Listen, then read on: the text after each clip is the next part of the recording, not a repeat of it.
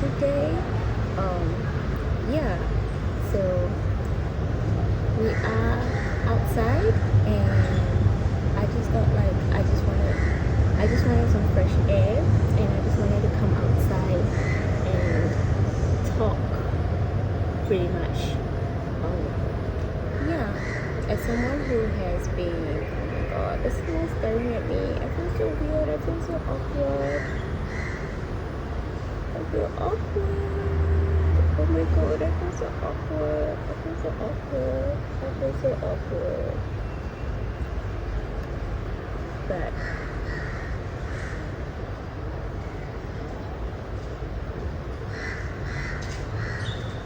oh my gosh, she's still staring, and I still continue to feel awkward. But oh my gosh, oh my gosh. Because I'm starting a series on my channel called Finding Myself, and it's pretty much what it sounds like. It's just me finding myself, because I realized that at 29, almost 30, I genuinely don't know who I am. And no one ever talks about when you grow up in a society that no one looks like you other than your parents and your siblings. You never grow up saying anybody that looks like you. You kind of just take up the identity of those around you, whatever situation. And I think that's why I'm really very good at adjusting to my environment. Not to say it's a bad thing to be able to adjust to your environment, but I do it effortlessly. I do it so well, because no matter where you put me, no matter where I am, I just adjust, and I just take up the identity of those around me. And for a long time, it felt like it was a superpower. I felt like, yo, I'm that girl. I can be anywhere, and I can blend in really well. But it also meant that I took up so many different identities that I'm 29 and I don't know who awkward is. I genuinely question everything, even the way I sound, the way I talk. Sometimes I sit down and I'm like, do you talk this way because you really talk this way, or because I feel like I don't want anyone to tell me, oh my god, you're being too loud. So when I was in school, especially primary school, I used to get scolded for being so loud, that now I have this really soft voice. And I mean, it's still high pitched, but my voice is so soft that, oh my god, I'm out of breath. I have this really soft voice, and now that I'm 29, sometimes I just sit down and question, do you really sound like this because you actually sound like this, or because you've just grown to adapt and take up this identity as someone who has this really soft voice? So I'm like, I want to be that girl. I want to be that loud girl. My inner child is screaming at me, because when I got scolded in school for being so loud, and it just felt like, especially being a black girl, growing up in a society where no one looked like me, I didn't want to stand out. I already stood out. So I guess at some point in my life, I decided, like, let me be as soft as possible. Let me be as quiet as possible. It's to the extent that sometimes when I'm talking to somebody and they'll be like, I can't hear you. I can't hear what you're saying. And then I have to be like, oh, I'm not talking to you, I'm talking to myself, which is not true. So yeah, it has been a struggle, and I think I'm struggling with who I am, and I'm trying to find out what I like, who I am as a person, what I like doing as a person. And so far, the little things I've realized I love is I love getting my nails done. Of course, right now they're not done, but I genuinely love, and I know some people hate it because it takes like 2 to 3 hours to get your nails done, but I absolutely enjoy it. It makes me feel so girly, and I'm starting to realize that I am that person, that I'm a really girly girl. I'm starting to realize that, because for a long time, when it came to clothes and stuff, again, I grew up in a society where I was big. everyone around me was really tiny, everyone around me was really small. So that affected like myself. Obviously that is affected my self-esteem, right? But it also affected the way I viewed clothes. I hated shopping. Like to me, shopping was a burden. It was a chore because every time I went shopping, I just hated everything. Um, yeah, so again, I'm not trying to blame the society I live in because I'm really, really blessed that my parents moved us to Singapore. I'm really, really blessed that I grew up in an amazing country, but it doesn't take away the fact that, you know, two things can be true. I can love the fact that I grew up here, I grew up in a safe society, but hate the fact that no one looked like me, so I had to navigate the world in a way that was very, very different from my peers, especially the fact that I went to a public school. Um, that meant like I had to adapt or try to adapt because I already stood out. I didn't want to stand out more, right? So, yeah, I hated shopping. I hated things. But now that I'm older and I'm losing weight and I'm loving my body, I realize I do enjoy shopping. I really, really enjoy shopping. I really enjoy like being girly and stuff like that. And then so far, other things that I've really found out about myself is I enjoy self-care. I enjoy taking what I call everything shower, where I do double cleansing, exfoliating, shower oil, and then taking my time to get dressed. Like I just enjoy all of that. And to be honest, that is what this series is all about. It's me finding myself, it's me going on that journey.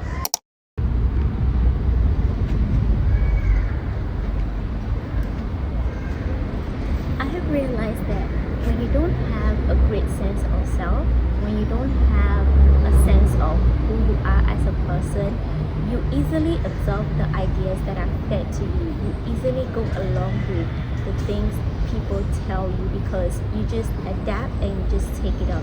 Again, not to say adapting to your environment or not to say adapting to something is bad, but when you adapt to something, you should know that that's what you want, and that is like it doesn't come at the detriment of your own identity.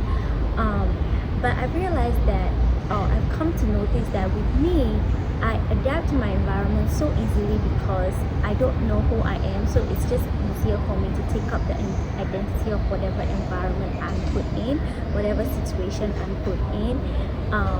Yeah, so I also like over the years I've reflected on relationships and stuff like that, and I've like realized that there's certain relationships in my life that when I think about it, I'm like, if I had greater self-esteem, if I had better self-esteem, if I had better self-identity, if I knew who I truly was at my core, I would have not been in those relationships, those situations. And I think that is the beauty of trying to find out who you are.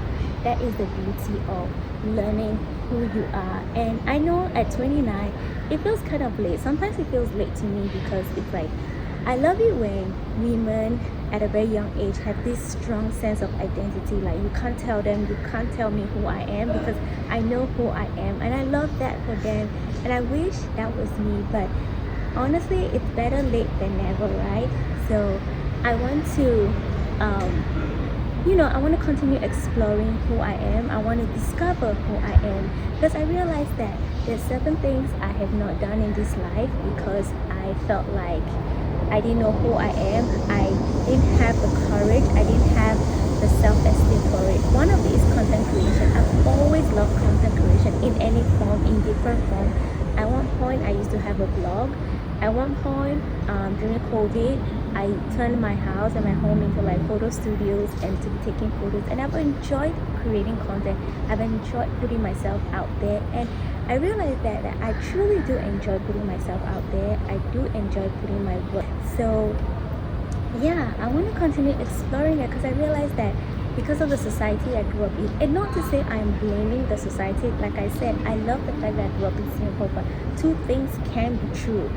One does not take away from the other. So I growing up, because I didn't have that sense of identity, when people tell me, oh no, you shouldn't do it, I easily went along with it, like, okay, yeah, maybe I shouldn't do it, maybe I should.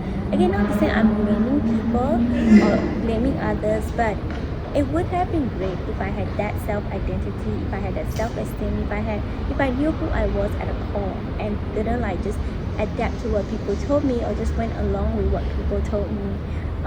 But yeah, I do enjoy putting myself out there. I do enjoy creating content. So I want to continue doing this. I want to continue creating content. I want to continue pushing myself, because I feel like one of the best way to learn about who you are, learn about what you like to do, what you don't like to do, is to push your boundaries, to put yourself in uncomfortable situations. Not to say to put yourself in dangerous situations, but put yourself in uncomfortable situations. And I feel like that's one of the best ways to discover who you are as a person, what you truly like doing. Because I feel like when you have a great sense of who you are, a great sense of identity, a great sense of like, this is me at my core, no one can tell you anything. I strongly believe that when you know who you are at your core, when you have an amazing sense of identity, it's very hard for people to tell you who you are as a person, because the way people perceive you will be their business. When you know who you are, when you have a great sense of identity, when you have that self-confidence, how other people perceive you is not your business. It has nothing to do with you.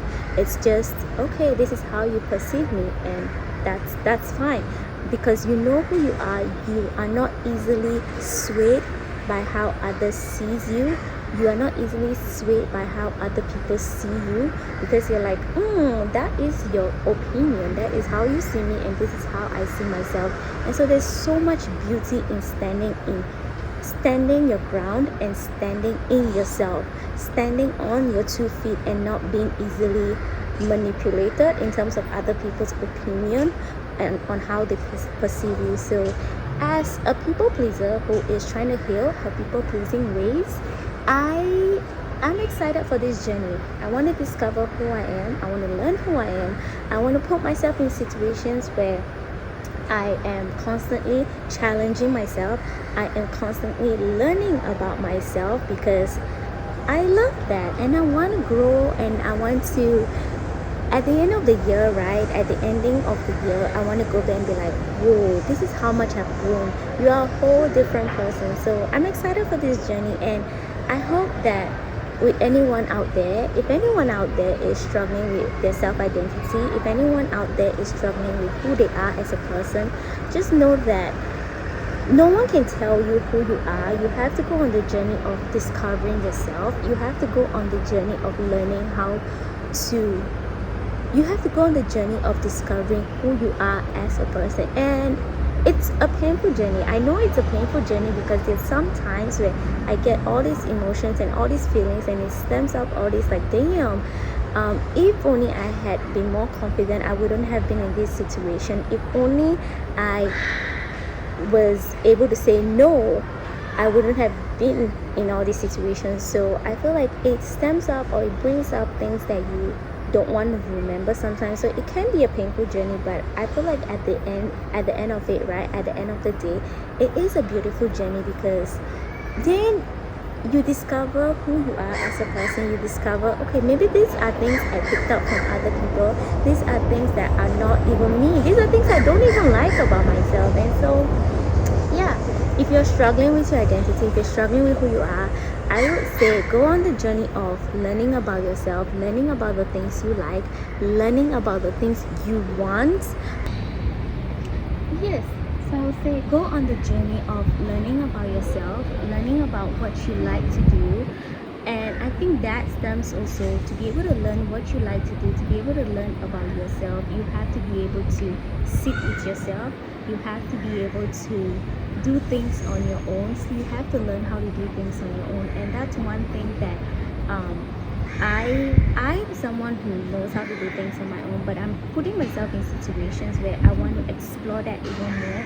I want to go beyond. I've done solo traveling this year. I took my first solo trip this year, and I'm hoping to do more solo trips, because I feel like that's also one of the best ways to learn about yourself and to learn about who you are as a person. So yeah, basically the message is get out of your comfort zone. If you want to learn about yourself, get out of your comfort zone and push yourself. I'm planning to push myself, and I hope that you do the same if you're struggling with yourself. I hope that despite the pain that going on the journey might feel, or the things it might bring up for you, I hope that you don't give up.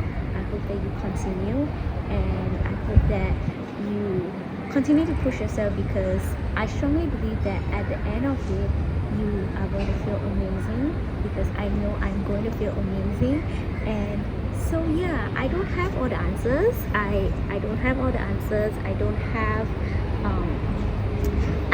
all the answers. I don't have all the wise words to say, but I would say just step out of your comfort zone. If there's one word, or if I can summarize it into a phrase, it will be step out of your comfort zone. And one way I am stepping out of my comfort zone today is I'm filming in the park. I'm actually filming in the park, and people are staring at me, and people are looking at me, and I'm talking to the mic, and it's just like, yeah girl, what are you doing? But it's been so fun. I've enjoyed filming the video. I have enjoyed filming the video, and I truly hope that you have enjoyed watching the video. I truly hope that you've enjoyed spending time with me. I've enjoyed spending time with you, and I honestly can't wait to hang out with you in the next video. I can't wait for us to sit down and just hang out together in the next video. Bye.